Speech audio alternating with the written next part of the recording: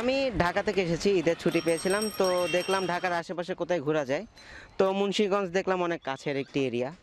তো দেখলাম উইকিপিডিয়াতে সার্চ দিলাম কোথায় কোথায় ঘোরা যায় মুন্সিগঞ্জের, তার মধ্যে প্রথমে পড়লো ইদ্রাকপুর দুর্গ।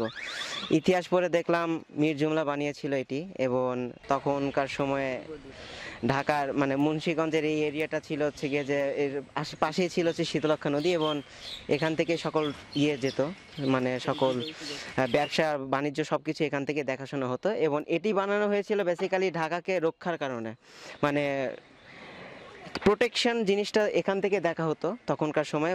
বাইরে থেকে যা বহিরাগতদের যে আক্রমণ, সেখান থেকে রক্ষার জন্যই এই দুর্গটি বানানো হয়েছিল। এখানে কয়েকটি ওয়াচ টাওয়ারও আছে, দেখেছিলাম। এবং এটি হচ্ছে one of the most interesting place of Munshiganj.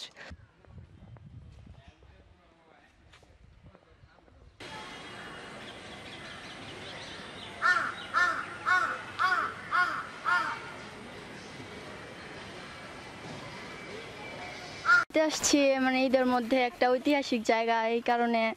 আর জায়গাটা সুন্দর, আর আমরা যদি আসি অন্য জায়গার লোকজনরাও আসবে। জায়গাটা সরকার যাতে ভালোভাবে রক্ষণাবেক্ষণ করে। দেখা যাচ্ছে যে রং টং শ্যাওলা পড়ে গেছে। আর এই জায়গায় যে পর্যটকরা আসবে, আসা বিশ্রাম নেওয়ার মতো কোনো ই নেই। দূর দূর থেকে মানুষ যাতে আসা ভালোভাবে ঘুরে যেতে উপভোগ করতে পারে জায়গাটা।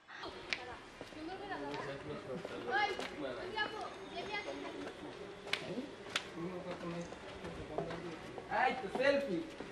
Yellow, yellow. Não, mas ele me pegou direto. Viste? Vem para isso. Ah.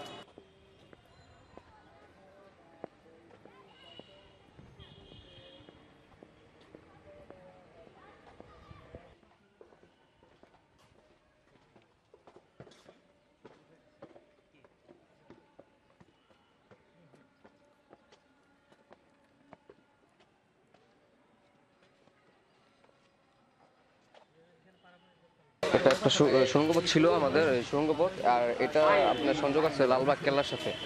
আর এটা যে সুড়ঙ্গ মানে খোলা ছিল, স্বাভাবিকভাবে যে খোলা ছিল, তখন এখানে একটা বাচ্চা আর কি ভিতরে ঢুকে গেছিলো আর কি।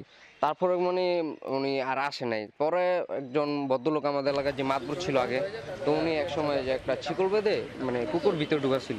পরে কুকুরটা আর আসে নাই, কিন্তু শিকলটা পাওয়া গেছিলো। তারপরে সরকারি লোক আমাদের মুন্সিগঞ্জ থানার এসপি এসআই ওনারা আইসা, তারপরে সরকার আমাদের এমপি ওনারা আইসা এটা বন্ধ করে দিচ্ছে। আর ওপাশে আমাদের মনে করেন আগে পুরাতন জেলখানা ছিল, এখন ওই জায়গায় মনে করেন জাদুঘর করবে।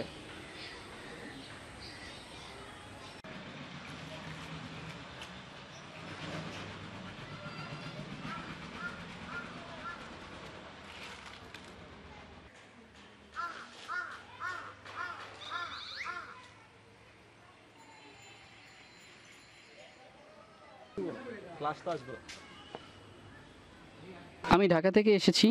এই ইদ্রাকপুর কেল্লা সম্পর্কে আমি আগেও শুনেছিলাম এটা খুব সুন্দর। তো ঘুরে দেখলাম, এটা অবশ্যই বেশ সুন্দর, কিন্তু সংরক্ষণের অভাবে অতটা সুন্দর প্রকাশ পাচ্ছে না। তবুও এখনও যথেষ্ট সুন্দর আছে, এবং এটাকে চাইলে একটি পর্যটন স্পট হিসেবে খুব সহজেই নির্মাণ করা যায়। এটি অত্যন্ত প্রাচীন কেল্লা, ঢাকার লালবাগের কেল্লার প্রায় সমান একটা সময়ের কাল স্মৃতি বহন করে। এটাকে যদি উদ্যোগ নেওয়া যায়, এটা লালবাগের কেল্লার মধ্যেও একটি ভালো পিকনিক স্পট এবং একটি পর্যটন স্পট হিসেবে পরিচিত হতে পারে। ওনাকে ডাকলাম, ওনাকে ডাকার পরে জিজ্ঞেস করলাম যে আসলে এটা কি আল্লাহ লিখা কিনা।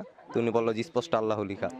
তারপর উনি বললো যে এই মাংস খাওয়া হারাম হবে না, খাওয়া জায়েজ আছে, এটা আল্লাহ তাআলার কুদরত। তবে এই মাংসটা যদি আপনারা নিয়ে এই নদীতে ফালা দেন